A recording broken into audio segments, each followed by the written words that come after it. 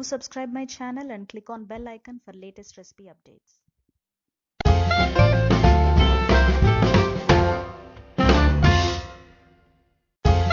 Hi viewers, welcome to my channel.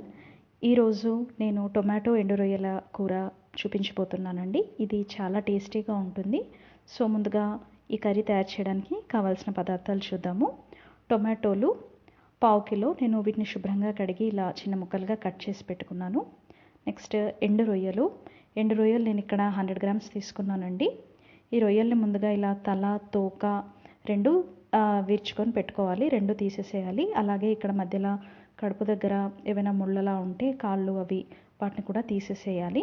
తీసేసాక ఇలా ఈ రొయ్యలన్నింటినీ నేను వీటి తల తోక తీసేసాను. ఇప్పుడు వీటిని ఇలా ఒక 2 సార్లు నీళ్ళలో వేసి శుభ్రంగా కడుక్కోవాలి. దుమ్ము అలా ఏమైనా ఉంటే పోతుందన్నమాట. శుభ్రంగా కడుక్కున్న తర్వాత ఇలా కొన్ని నీళ్లు పోసి ఒక 5 నిమిషాలు నాననివ్వాలి. మరి ఎక్కువసేపు నాననివ్వకూడదు, 5 నిమిషాలు సరిపోతుంది. నెక్స్ట్ ఆనియన్ 1, కరివేపాకు 2 రెమ్మలు, పచ్చిమిరపకాయలు 2, ఆవాలు 1/2 స్పూను, నూనె 4 నుంచి 5 టీ స్పూన్లు, ఉప్పు రుచికి సరిపడా, పసుపు 1/2 స్పూను, ధనియాల పొడి 1/2 స్పూను, కారం 1 స్పూను, అల్లం వెల్లుల్లి పేస్ట్ 1 స్పూను. కావలసిన పదార్థాలు చూసాం కదండి. ఇప్పుడు తయారు చేసే విధానం చూద్దాము. ముందుగా స్టవ్ మీద ఇలా ఒక ప్యాన్ పెట్టుకోవాలండి. ప్యాన్ వేడెక్కింది. ఇప్పుడు ఇందులో నేను ముందుగా ఆయిల్ వేస్తున్నాను. ఆయిల్ వేడెక్కిందండి. ఇప్పుడు ఇందులో ముందుగా ఆవాలు వేస్తున్నాను. ఆవాలు కాస్త చిటపటలాడాయి. ఇప్పుడు ఇందులో నెక్స్ట్ పచ్చిమిరపకాయలు వేస్తున్నాను. పచ్చిమిరపకాయలు వేగాయి కదండి. ఇప్పుడు ఇందులో ఆనియన్స్ వేస్తున్నాను. అలాగే కరివేపాకు వేస్తున్నాను. ఆనియన్స్ బాగా వేగాలండి. ఇప్పుడు ఇందులో అల్లం వెల్లుల్లి పేస్ట్ వేస్తున్నాను. అలాగే పసుపు వేస్తున్నాను. అల్లం వెల్లుల్లి పేస్ట్ ఎక్కువ వేస్తున్నానండి, ఎందుకంటే నాన్ వెజ్ కదా. ఈ రొయ్యలు స్మెల్ రాకుండా ఉండాలంటే అల్లం వెల్లుల్లి పేస్ట్ కాస్త ఎక్కువగా వేస్తేనే రొయ్యలు స్మెల్ రాకుండా ఉంటుంది. కొందరికి ఈ సీ ఫుడ్ స్మెల్ నచ్చదు కదా, అలాంటి వాళ్ళు అల్లం వెల్లుల్లి పేస్ట్ కాస్త ఎక్కువ వేసుకోవాలి. సో ఇప్పుడు ఈ ఆనియన్స్, అల్లం వెల్లుల్లి పేస్ట్ ఇదంతా కాస్త ఫ్రై అయ్యేదాకా వెయిట్ చేద్దాము. ఆనియన్స్, అల్లం వెల్లుల్లి పేస్ట్ బాగా వేగింది కదండి. ఇప్పుడు ఇందులో ఈ రొయ్యలు వేస్తున్నాను. ఈ రొయ్యల్లోంచి నేను నీళ్లు పంపిస్తాను. అయితే ఇక్కడ ముఖ్యంగా గుర్తుపెట్టుకోవాల్సింది ఏంటంటే, రొయ్యల్లోంచి నీళ్లు పంపేటప్పుడు రొయ్యల్ని ప్రెస్ చేయకూడదు. జస్ట్ నీళ్లు మాత్రమే పంపేసి ఈ రొయ్యల్ని వేసేసేయాలి. నీళ్లు పంపేస్తే ఏంటంటే రొయ్యల్లోంచి టేస్ట్ పోతుందన్నమాట.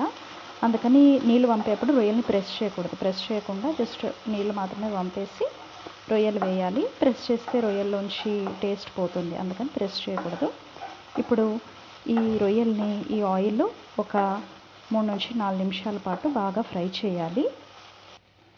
రొయ్యలు నూనెలో బాగా వేగాలండి, వేగితేనే టేస్ట్. సో నేను దీన్ని ఒక 3 నుంచి 4 నిమిషాల పాటు నూనెలో బాగా వేయించాను. కాస్త కలర్ మారాయి. సో ఇప్పుడు ఇవి బాగా వేగాయి కదా. ఇప్పుడు ఇందులో మనము టొమాటోలు వేసుకుందాము. ఉప్పు కూడా ఇప్పుడే వేస్తున్నానండి, టొమాటో తొందరగా మగ్గుతుందని.